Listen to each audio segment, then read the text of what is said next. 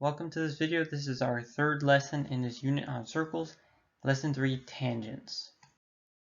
In this lesson, we're going to cover what are tangents, some tangent theorems, try some practice problems, and then end with some IXL work for y'all to do on your own.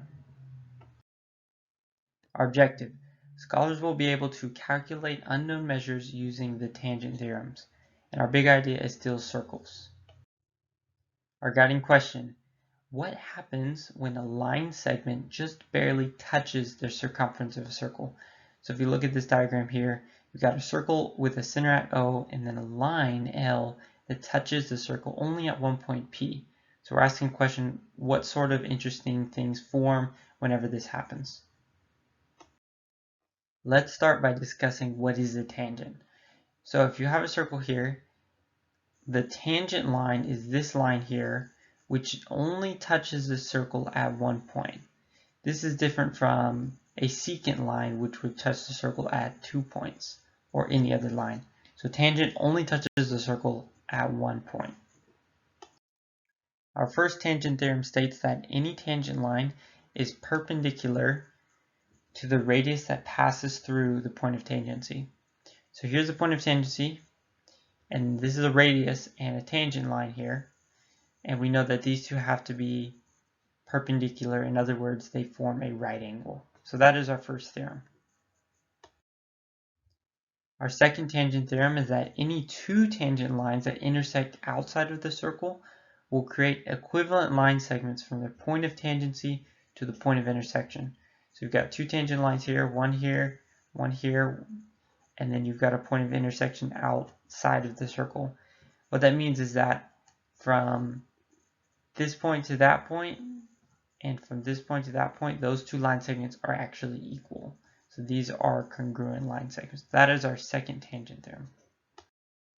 All right, let's use those theorems to solve some practice problems. All right, let's solve this first question. We're told that the line QS is tangent to the circle P, and we're asked to find what is the measure of the angle T. Well, this line segment QS is perpendicular to the radius because it forms a tangent.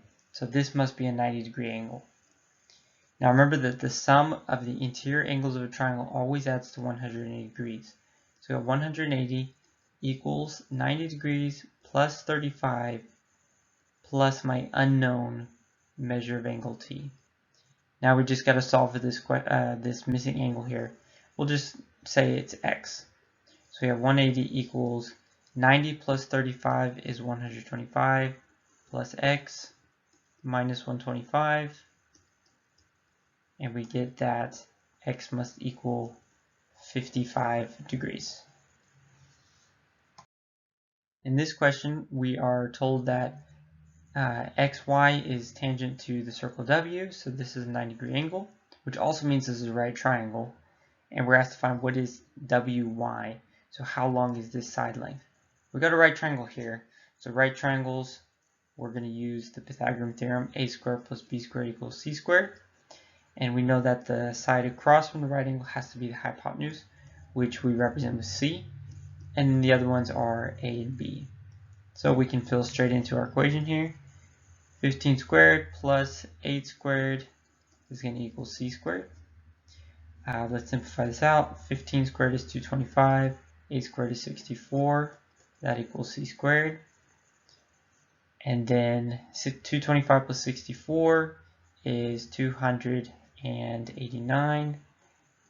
And then we do the square root of 289 is going to equal c, which that is equal to 17. So we know that our measure here has to be 17.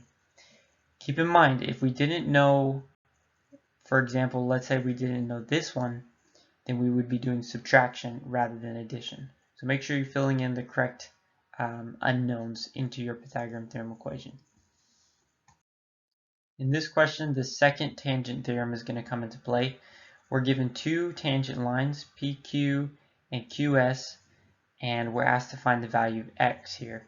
Well, we know by the second tangent theorem that this and this must equal those two line segments. And so you have x minus 9 has to equal 16, which you add 9 to both sides, and you can clearly see that x must equal 25. So in this question we had to use our second tangent theorem. In this question we will use the converse of the first tangent theorem, and we want to actually figure out, is this line tangent to this circle? So to do that we just have to prove, is this a right angle? And really what we're trying to show is this a right triangle? To do that we're going to use the Pythagorean theorem, but we're not going to set them equal to each other. We're just going to solve for a squared plus b squared, solve for c squared.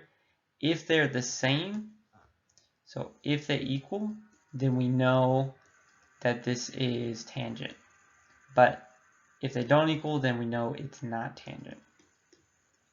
So we need to figure out a squared tangent here. A squared plus b squared and c squared. So let's do it. So remember, c is the one across from my proposed right angle, which is going to be 25 here. And then the other two are a and b.